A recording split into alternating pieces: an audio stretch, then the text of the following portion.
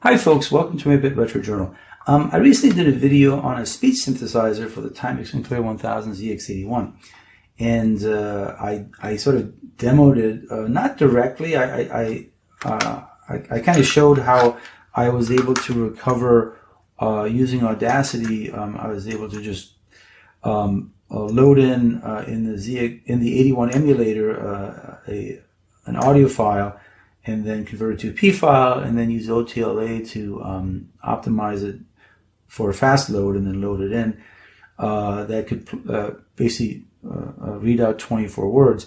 That was the third program on this tape. The other two programs, the first one was just a 2K demo that should work on the Timex Sinclair 1000 without a RAM pack, and that one was completely damaged. And I conjectured that, so there's the lead piece of tape that's not actually magnetic tape. And then it basically, the outside of the tape, having sat for 30 years in a box, somehow deteriorated. And so that first part of that 2K program, which is only about 50 seconds long, couldn't be read anymore. And then the second program was mostly good, except there was one small section. That was the BIOTALK program, which I really wanted to reclaim. Well, what I did is I actually took it back in Audacity, and I saw where it was bad, and I was able to actually hand edit it to replace the bad parts and got it to load. And that's actually what I have on here now. And that's actually what I want to demo today, how to do that, because it turns out, I did a little bit of digging, that there's actually only two types of signal groups, or there's a group of 4 pulses, which represents a 0, and a group of 9 pulses, which represents a 1. And so if you can basically copy and paste good sets of pulses over the bad ones, you can fill in the gaps and you get it to load. That's exactly what I did, and I want to demonstrate that to you today. Before I do that, however, I just wanted to show you that I actually got BIOTALK to work, and actually how an actual program with speech synthesis, or really digitized speech, works on a little ZX81. This has a RAM pack on there, so it's a 16K program. So this is a Biorhythms program. So I'm using my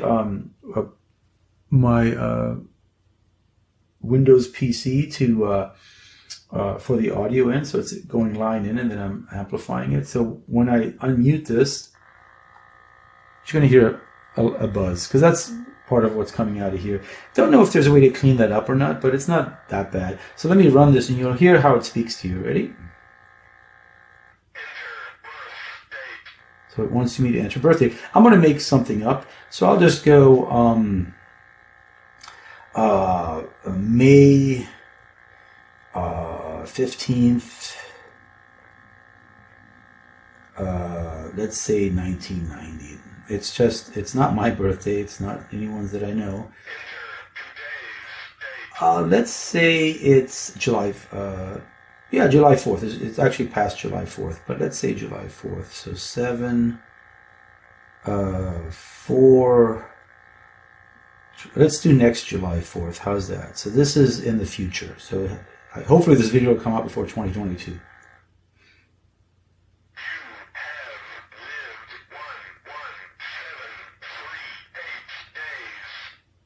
And so it told you how many, 11738, so 11,738 days. So it's actually just saying the numbers, it's not stringing them together. And then there you go, you've got your biorhythms. So yeah, so this is a little program that sort of integrates speech within the ZX81. Kind of works nicely. And then you can see your biorhythms. The screen kind of keeps auto-tuning itself in and out, and when it's in black, you can see it also trying to. It's because this monitor is constantly trying to auto-tune itself. I don't have the remote, so I mean, I can't get to the menu system, but I haven't checked to see if I could turn auto-tuning off. I don't think I can. Obviously, on an old CRT black and white TV that's manually tuned, once the picture goes to blank, it just stays that way. When it comes back, you stay tuned to where you are, and so you have a bit more control than this auto-tune that's just trying to find the signal constantly. In any case, so that's speech recognition working in a program, Biorhythms, on a ZX81. I think it's kind of cool how it works. Again, you could imagine it coming through the speaker of the TV with a little bit of hiss of the static of the tuned signal, but if you tune it just right, you should actually, from what I recall, you should be getting something similar to that, not quite as clear. Or you put an amp onto the mic jack and you get exactly what I just got here. So works pretty well. It's pretty cool technology. Let me show you how it's done. By the way, I did do some checking on the QL, and it turns out that you should be able to do something similar on the network jack, because someone actually wrote a ZX Spectrum emulator on the QL, and they used the network jack to save and load, or maybe it was just load programs into it from a cassette deck. So it does use analog to send a signal. So since it's using the saved mic jack here, should be able to do something similar. No one's done it, unfortunately, but it definitely adds a possibility of having more audio in the QL than not. Anyway, I thought it was cool, though, to have this on the ZX81 and actually in a running program. So let's go to the PC and let me show you how I actually recovered it, which will be very handy for you to, in case you have old tapes that are bad, you can load them in Audacity and actually try to reclaim them, because it's not actually that hard. It's tedious, but not hard. So let's do that. So I already have been working on this. This is the 40. That's about 46 seconds worth of recording. This is the first item on the tape, which is the 2K demo. And if I zoom in on this, first of all, if I can make it a little bigger, you can start seeing sort of an outline. And if I just zoom in this a little bit more, where is my zoom? Right here. Boom. Let me make, this is my template, what I'll talk about in a second. Make this just a little bigger, right? So if I zoom in, you can start seeing sort of this pattern. And so I've already fixed this part, because it's more like that part. It's this ragged edge on the bottom as I'm zooming in on the actual wave. Let's just focus on this transition here. As we go closer, you can see that the way they should look. We've got, yeah, so you can see basically this pause between should be kind of in the middle and have a bottom and a top part. And what happens is when it went bad, you can still see that this should be as 4 pulses and this is 9, but this kind of dropped below that, and so you don't get the bottom curve. And so these are the ones you have to replace. And so I've already seen my template. So I basically created a template here. And the way I do this is I kind of put this next to it, and the template goes right here next to it. And just to make it a little easier, I actually split these up. So a way to do that is, and I just go to the tail like that, so that it's start to tail, so that this tail is about the same for all. And so then what I do is I grab this and say, all right, I need to replace that, and I just copy that. And then grab that and copy that. So it's a little bit mundane, but it can actually work pretty quickly if you, and then this, I'm gonna have a bunch, so that kind of speeds things up, right? So I can go and, oops. 1,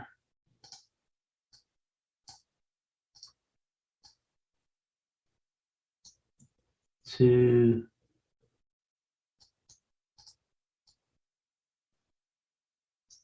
3, and then I do a 9 for a few consecutive ones.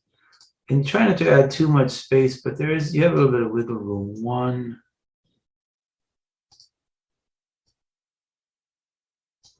2,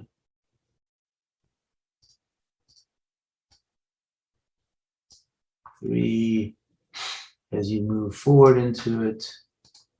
4. I'm not going to sit here and do the whole thing, but yeah, as you go on, you replace all these, and I'm going to export this back to wave. This is side 1 part. Yeah, so that one. Yeah, and so so anyway, this gives me so I still have a ways to go, but if you zoom out of it, you can kind of see how much I have left to do. So it's this chunk that I got to do, which is quite a bit, but you can see I've already done quite a number. And then once I've covered all that, it should actually load in, because for the most part, it's actually pretty good elsewhere. And you can, if you zoom in a little bit more, you can, what you're looking for is gaps. So little gaps like that are okay, but you're looking for any major gaps. And so right now I don't see any. other than here. You can see there's a major gap here. If we were to zoom in on that, yeah, so that's even worse. But you can kind of tell that's a 9 and a 9. So let me open a new window, and I'll minimize that. So let's open up.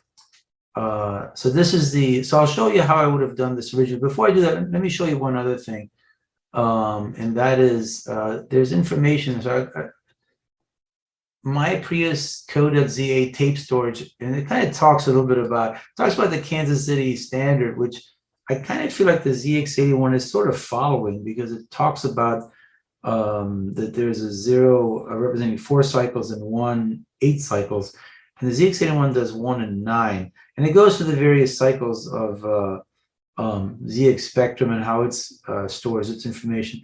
But if you go to the further down the page, it kind of, so I don't know what this is showing decibels, not the waveform, because it tells you right here that and this is the program that I was talking about that lets you do a little bit of editing as well and get to you in 4s and 8s. But what it says here is that the tapes for ZX81 seem to be a different kettle of fish. A 0-bit consists of 4 high pulses, a 1 of 9 high pulses. Both are followed by silence period. Each pulse is split into 150 high period and low period. The duration of the silence between each bit is 1300.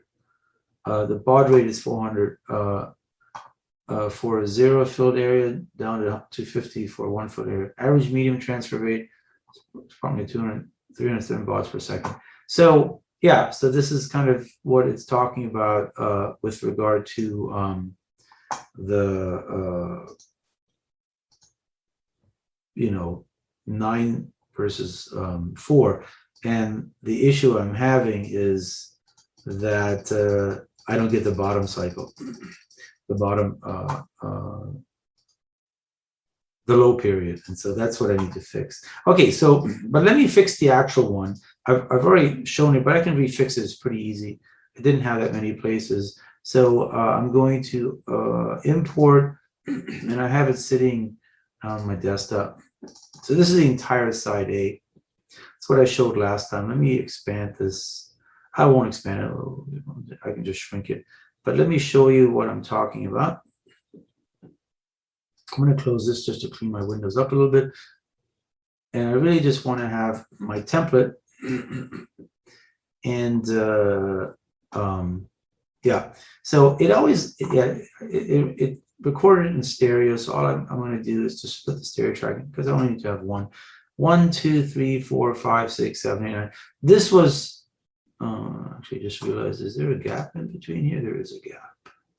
It's just a shorter gap. Okay. So this was the thing I just showed you that had the, you can kind of see it the more you zoom in, that the front is screwed up. But it's this one that I want. So what I'm going to do is I'm going to grab it, and I'm going to grab the silence to silence. I can just press this one that gets rid of all of that. Cut it, go straight to the front, paste it. Then we can enlarge it. And so that has silence on the front and the back. And then if we start getting deeper into it, we will find that there is a gap here somewhere. You just have to find it. I mean, you can actually find it by trying to load this in via the EightyOne emulator, and it'll tell you right where it stops. This is okay because it's just the end part. So this is just the, it's done loading here. This is just the tape part making a buzzing sound. But here's the problem right here. So it's a very small section. And if we go, yeah, and here you can see where the problem lies. And so if we just enlarge this, you can see that we're having some issues with various, yeah, and here we've got, we can see sort of that this is a, so we basically have a 9, a 9, a 4, a 4 and a 4, right? So it's harder to see this, but if we, one way to look at this is we can temporarily just amplify this. So if we say effects, amplify, and I'm just going to amplify it by 10. I'm going to unamplify it. You can see that what you have is there's a 9, a 9, a 4, a 4, and a 4. And those are what you have to replace. So a 9, a 9, a 4, a 4, and a 4. So a 9, a 9, a 4, a 4, and a 4. And then I think this one needs to replace too. So if I take, and this 4 should probably get replaced as well. So I'll take this and paste this over here. And then I will take, this is, it turns out that this is actually a cleaner looking signal. So maybe I won't even take my template. Yeah, I don't know why. I mean, it should work. It came from a clean signal, but I think I'll use, maybe I'll change my template because I like this better. So I'll use this as a cleaner signal. So these are my 4s, which should go, well, there's one right here. So let me do the 9s first. So I want to replace this 9.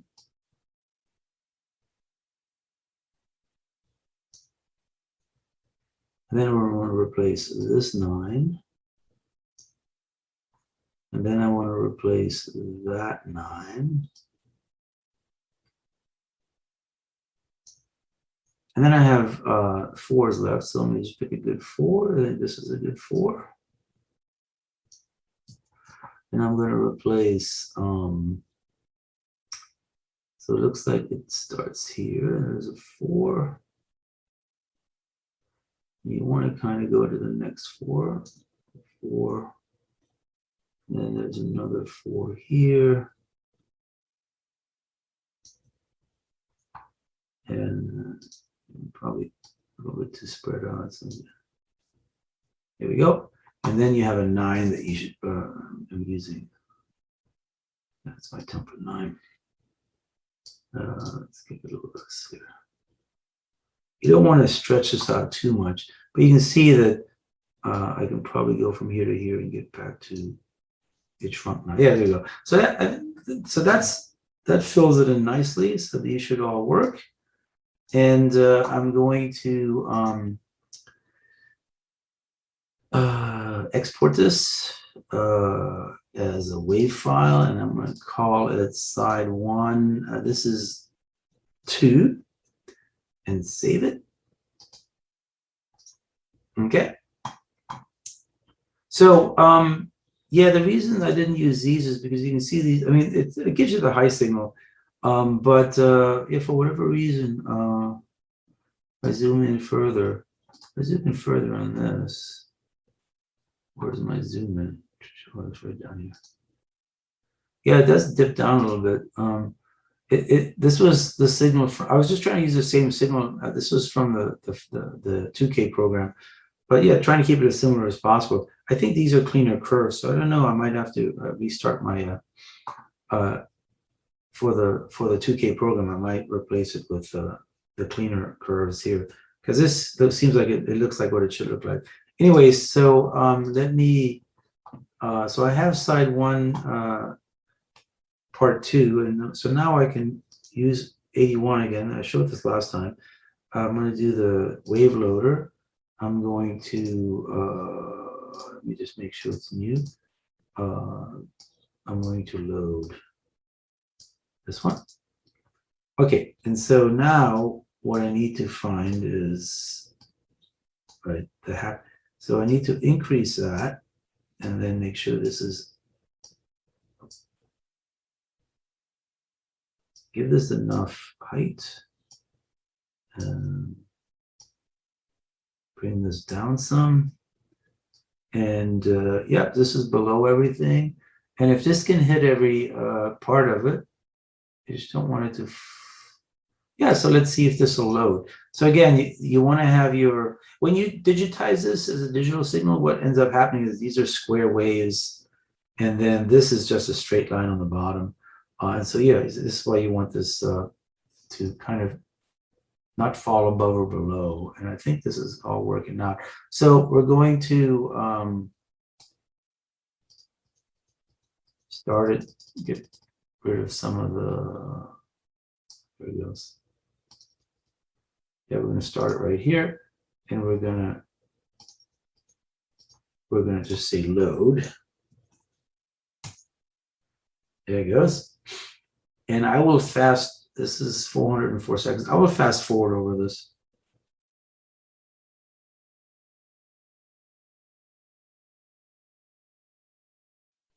And that's a beautiful sight when you get to see the all zeros. You can see that here, this end signal was above, but it doesn't really matter because this is just part of the silence of the tape. It got the last one, and here we have, if we list 12, we have the BIOTALK program. So that's how I was able to recover it. And again, I'm going to recover, and of course, then I can, make sure my destination option is ZX Manager, and then I can do a save as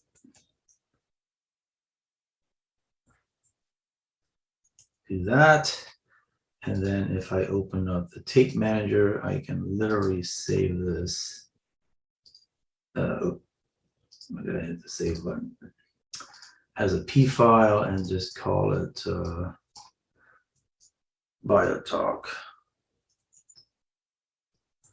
And once I have a P file, I can create an OTLA fast load, or certainly load it back into my emulator very quickly, so it doesn't require to do a hard reset here. And I can just go File, Open Tape, and look for BIOTALK, and this will just load in.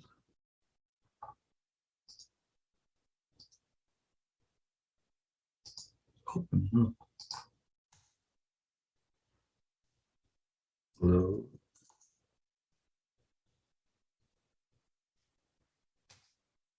I forget now how to do this.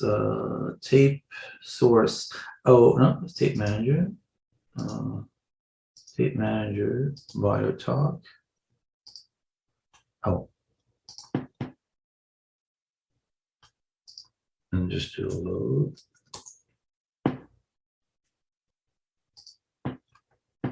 Here it goes.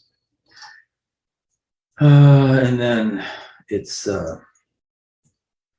loaded. Yeah. That's the machine code part. If you actually want to see what it looks like too, we can go into a basic listing.